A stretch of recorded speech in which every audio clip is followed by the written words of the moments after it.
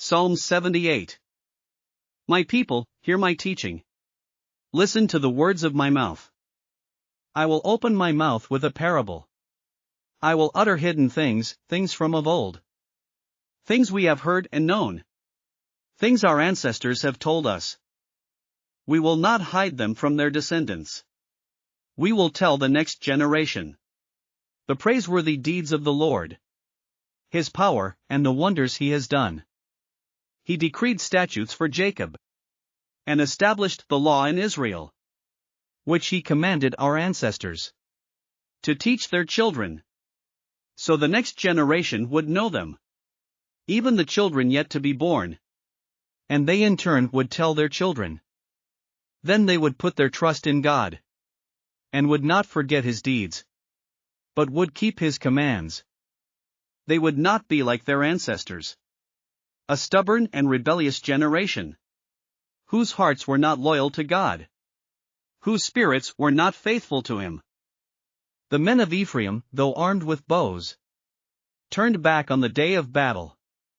They did not keep God's covenant and refused to live by His law.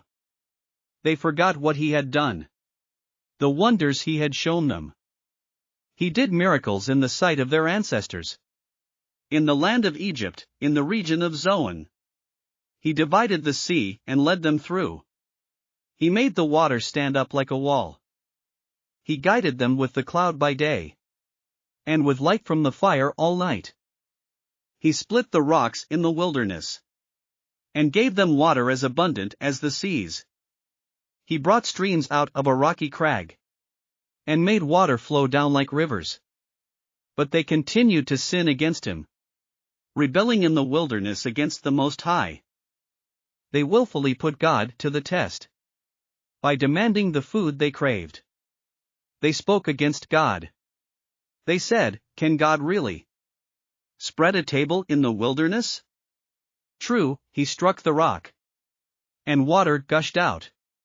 Streams flowed abundantly. But can He also give us bread? Can He supply meat for His people? When the Lord heard them, He was furious. His fire broke out against Jacob, and His wrath rose against Israel. For they did not believe in God, or trust in His deliverance. Yet He gave a command to the skies above, and opened the doors of the heavens. He rained down manna for the people to eat. He gave them the grain of heaven. Human beings ate the bread of angels. He sent them all the food they could eat. He let loose the east wind from the heavens, and by His power made the south wind blow. He rained meat down on them like dust, birds like sand on the seashore. He made them come down inside their camp, all around their tents. They ate till they were gorged. He had given them what they craved. But before they turned from what they craved, even while the food was still in their mouths, God's anger rose against them. He put to death the sturdiest among them, cutting down the young men of Israel. In spite of all this, they kept on sinning. In spite of His wonders, they did not believe. So He ended their days in futility, and their years in terror.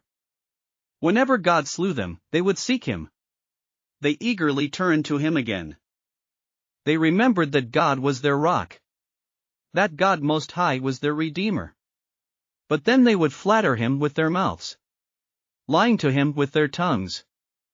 Their hearts were not loyal to Him.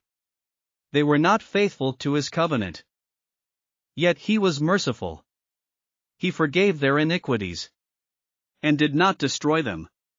Time after time He restrained His anger, and did not stir up His full wrath. He remembered that they were but flesh, a passing breeze that does not return. How often they rebelled against Him in the wilderness, and grieved Him in the wasteland. Again and again they put God to the test. They vexed the Holy One of Israel.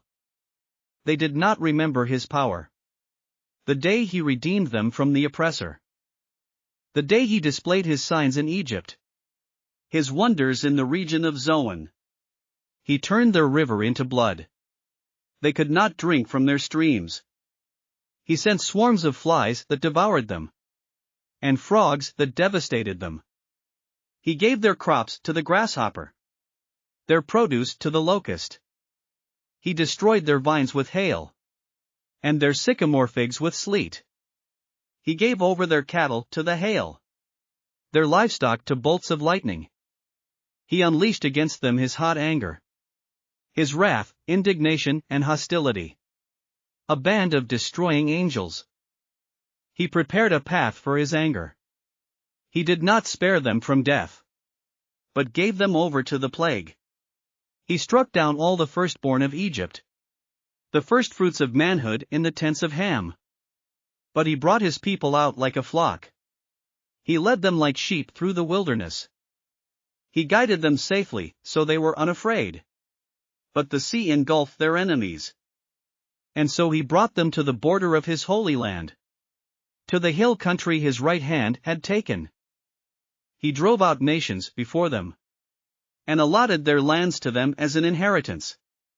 He settled the tribes of Israel in their homes. But they put God to the test, and rebelled against the Most High. They did not keep his statutes. Like their ancestors, they were disloyal and faithless, as unreliable as a faulty bow. They angered him with their high places. They aroused his jealousy with their idols. When God heard them, he was furious. He rejected Israel completely. He abandoned the tabernacle of Shiloh, the tent he had set up among humans. He sent the ark of his might into captivity, his splendor into the hands of the enemy. He gave his people over to the sword. He was furious with his inheritance. Fire consumed their young men, and their young women had no wedding songs. Their priests were put to the sword, and their widows could not weep. Then the Lord awoke as from sleep, as a warrior wakes from the stupor of wine. He beat back his enemies.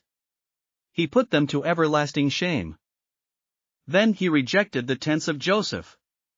He did not choose the tribe of Ephraim, but he chose the tribe of Judah, Mount Zion, which he loved. He built his sanctuary like the heights, like the earth that he established forever. He chose David his servant, and took him from the sheep pens. From tending the sheep he brought him to be the shepherd of his people Jacob, of Israel his inheritance. And David shepherded them with integrity of heart. With skillful hands he led them. Thanks for listening to another chapter of the Bible. At My Faith Fuel, we believe a good coffee fuels your faith and energizes your day.